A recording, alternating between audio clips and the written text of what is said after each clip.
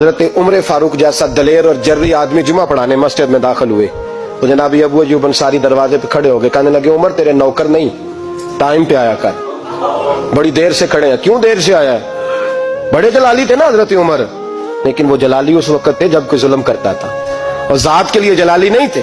کب وقت پہ آیا کر، کو ملازم نہیں تیرے؟ تو سیدنا فاروق اعظم ممبر پہ چڑھے اور فرمانے لگے اللہ ابو ایوب انصاری کا بھلا کرے، جب تک اس طرح کے لوگ موجود ہیں کوئی بادشاہ بگڑے گا نہیں، اللہ اس کا بھلا کرے، اس نے میری توجہ صحیح۔ اور پھر عمر رو پڑے، رو کے فرمانے لگے مسلمانوں معاف کر دو، غلطی کوئی نہیں، میرے پاس کرتا ایک ہی ہے، اور عبداللہ کی ماں نے وہ دھو کے خشک ہونے کو ڈال دیا تھا، غریب ہوں، کرتا دوسرا کوئی نہیں، تو وہ ذرا نا خشک ہونے میں آ کے دیکھ لو ابھی بھی گیلا ہے، مجھے معاف کر دو، میری غلطی نہیں ہے۔